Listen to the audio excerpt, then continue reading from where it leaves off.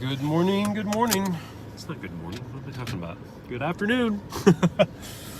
Hey, so today I will be trying to get into male and female archetypes. I think that's the best next place to go.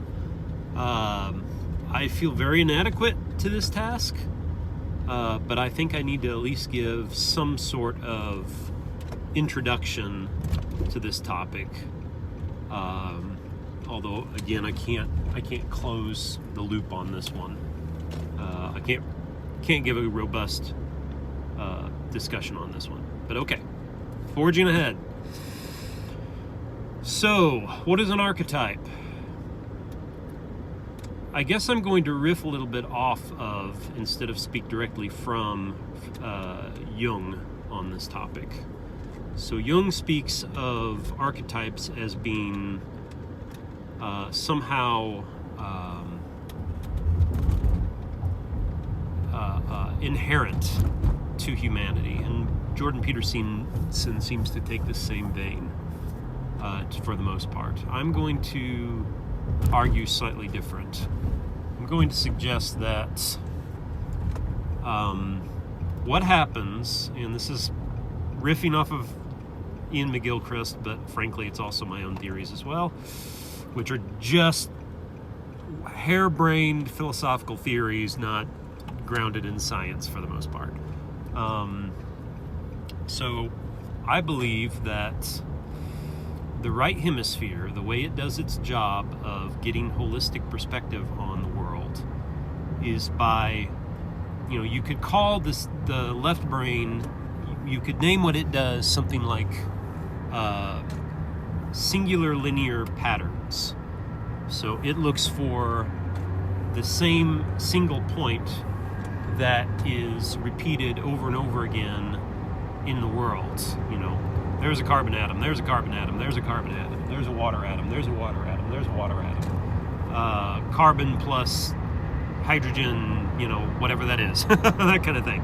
So it looks for singular points and links them together in chains and causal chains and stuff like that.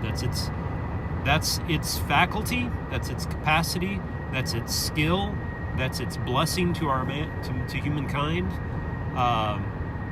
But if it were the only thing we had, we would not be able to survive. I think that Ian McGilchrist makes that very obvious.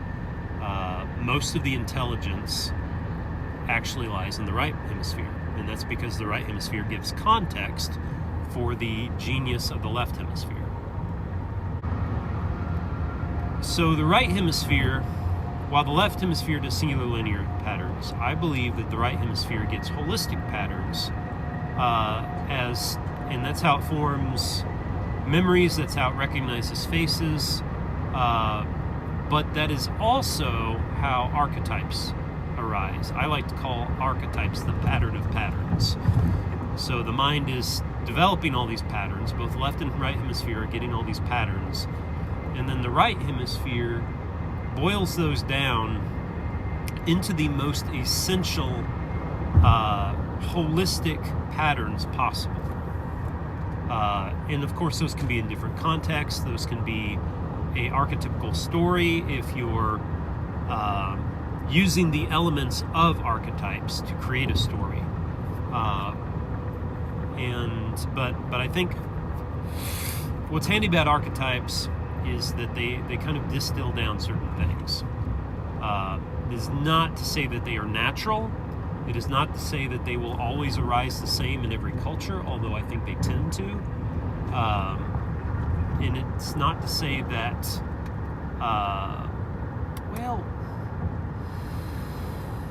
I try to be very generous to my friends on the left, and I will even go so far as to say my friends on the far left. I don't want to inherently decide that the extreme left Antifa style of thinking and believing and acting in the world is just inherently my enemy. That's what they're doing, and that's the problem, my main problem with them. I'm not going to talk much about the right. feel like I understand the right less than I understand the left at this point in my life. So I have a lot of work to do before I can really make any statements about the right. But anyway, that's neither here nor there, as they say. So what I believe happens is that the right hemisphere, okay, I talked about that, the pattern of patterns. So, but I was trying to make a statement that was not completely rejecting of the left's tendency to reject certain archetypical forms in favor of what I would call an idealistic archetype. Yeah, see, I honestly, I can't even... Idealistic story. I don't think I can call it an archetype anymore. I was trying to for a long time. I was trying to justify the archetypes of the far left.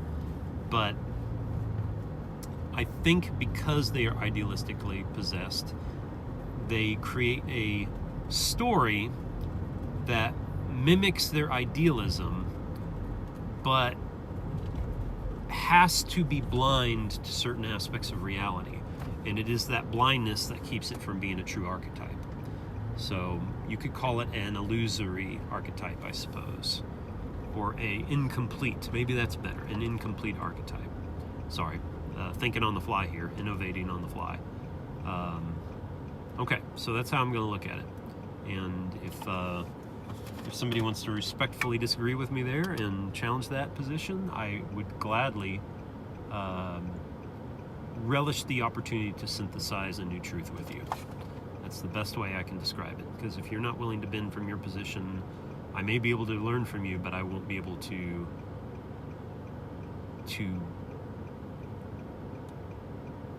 reach synthesis with you or commonality with you. That is not to say I want you to compromise or that I want to compromise. I think compromise is different than synthesis. Compromising means that your core values have been given way.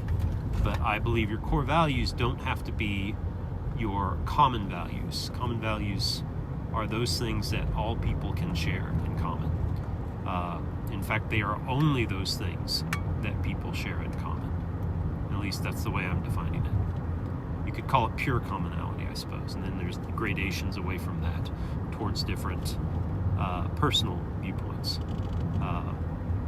Okay, this is more epistemology. I was trying to get past all the epistemology so I could talk about archetypes, but maybe it's part of this discussion after all. Okay, so the reason I have to talk about archetypes is because of the value and importance of the male and female archetypes.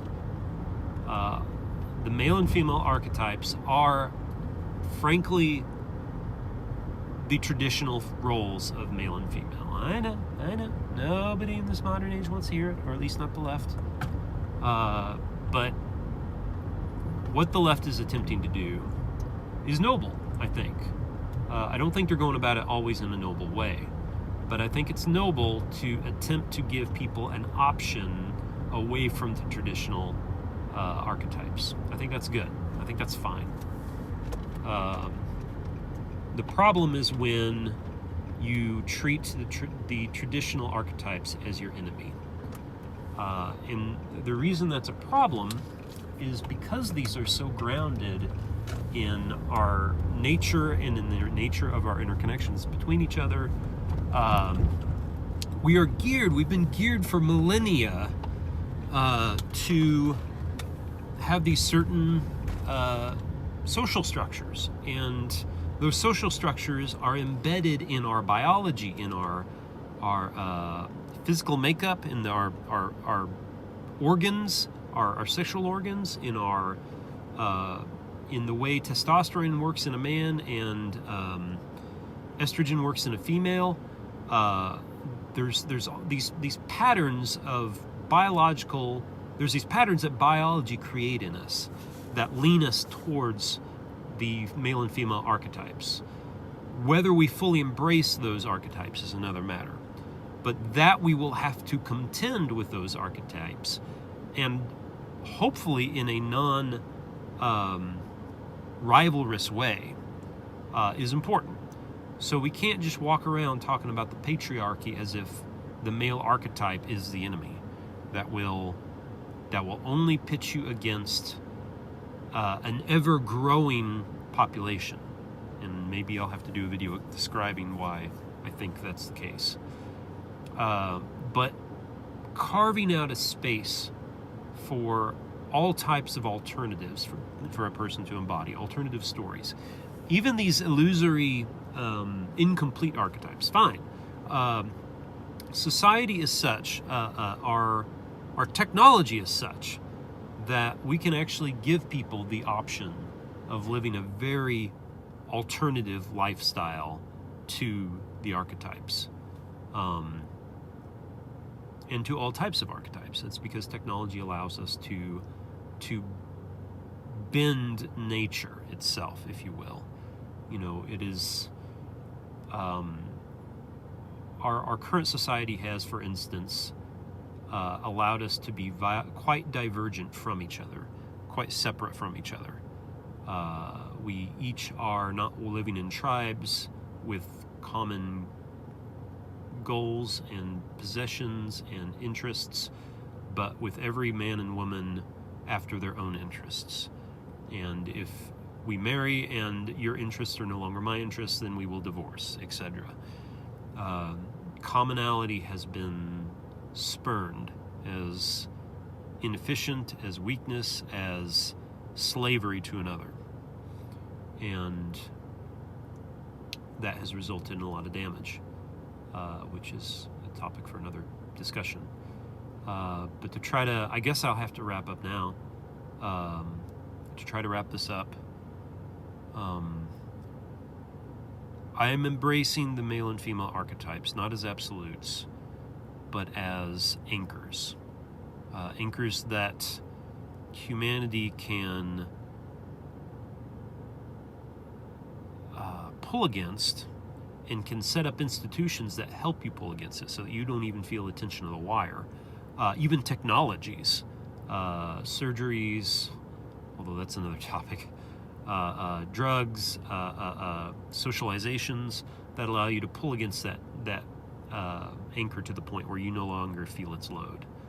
However, that anchor is always there, and it's always pulling us towards certain ideals, or certain forms, certain shapes, certain patterns. I think those patterns will always emerge, and we can't just deny that they are there. We have to deal with the tension they put on our lives.